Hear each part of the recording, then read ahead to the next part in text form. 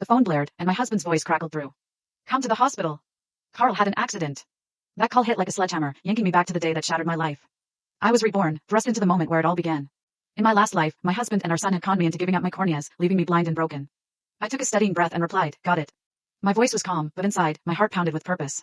I grabbed my purse, headed downstairs, and hailed a cab to the hospital. In the ward, Tyler Finley threw his arms around me, his sobs theatrical and rehearsed. What are we gonna do? Carl's lost his sight in a car crash. I peeled myself from his clammy embrace and walked to the bed.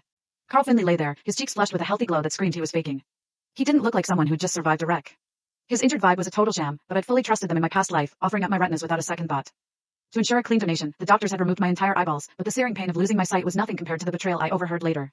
It was all a twisted scheme to save Tyler's mistress, Rachel Huffman. I let out a shaky sigh, gratitude for the second chance flooding my veins. They'd crushed me once, but this time, I'd make them pay a heavy price. Tyler's sweaty hands clamped onto my shoulders. Don't fall apart, honey. We gotta stay strong and save our boy. I ripped the blanket off Carl and slapped him hard across the face. His cheek ballooned instantly, my handprint glowing red. He didn't even blink, but a tiny twitch at the corner of his mouth betrayed his act. Tyler grabbed my wrist, his eyes wide with shock. What are you doing? He's hurt. You think he's faking this? His words only stoked my fury. Still not satisfied, I grabbed my purse and swung it at him like a baseball bat, each hit fueled by years of betrayal. Tyler, desperate to keep their charade intact, lunged to stop me. I collapsed to the floor, covering my face and sobbing for effect. You went racing cars like some reckless idiot. Now you're blind because you wouldn't listen to me. I begged you to stay home and study. What am I supposed to do now? Tyler's tense shoulders eased slightly. He thought he'd dodged a bullet. Honey, calm down. What's done is done. I spun and cracked him across the face. This is on you. You pushed him to race those damn cars. His jaw dropped, his eyes bugging out in disbelief. Then he stammered, it was my fault. Hit me if it makes you feel better. Watching him choke down his pride felt like sweet, ice-cold revenge. The door swung open, and a doctor strode in.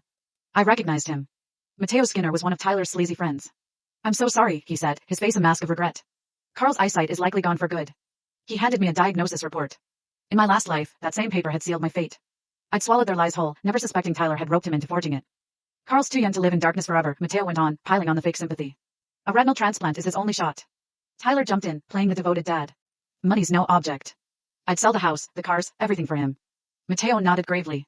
Problem is, the hospital is out of retinas. It could be a 2 to 5 year wait. Right on cue, Carl burst into tears. I don't want to be blind, Mom. Save me. His wails were gut-wrenching, designed to break any mother's heart. But I knew better this time. There is one option, Mateo said, his tone heavy. A family member could donate. Mom, please, Carl pleaded desperately. I can't live like this. Tyler pulled me aside, his eyes glistening with fake tears. He's just a kid with his whole life ahead. As parents, we'd take any pain to help him, right?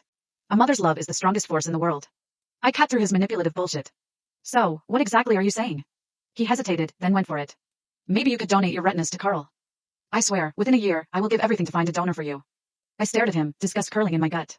In my last life, I'd fallen for the sob story and signed the donation papers while Rachel waited in the next room, ready to take my eyes. I gasped, playing the part. If I do that, I'll be blind.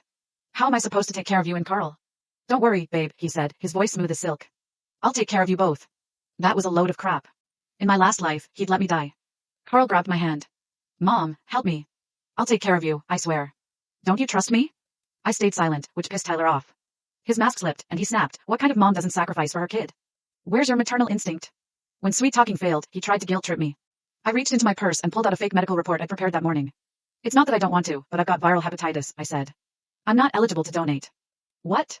Tyler's face crumpled like a cheap paper bag. He shot a desperate look at Mateo, who gave a reluctant nod, confirming my statement. I twisted the knife. A father's love is just as strong, Tyler. Why don't you donate your retinas to Carl? What? No way. Tyler sputtered, waving his hands. What's the problem? I pressed. You said you'd do anything for Carl. Backing out already? He forced a stiff grin, his teeth practically grinding. I'd do anything for him. It's just. I didn't let him finish. Great. I'll find the doctor to book your surgery right away.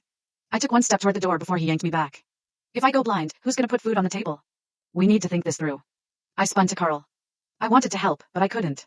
Your dad is just flat out refusing. If you're pissed, take it up with him. Let's go home for now, Carl muttered. We'll deal with the surgery later. Tyler jumped on it. Yeah, you two handle the discharge papers. I gotta talk to Mateo.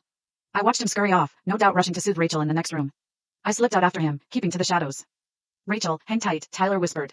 Stephanie's got some health issues. She can't donate yet. Rachel collapsed into his arms, sobbing.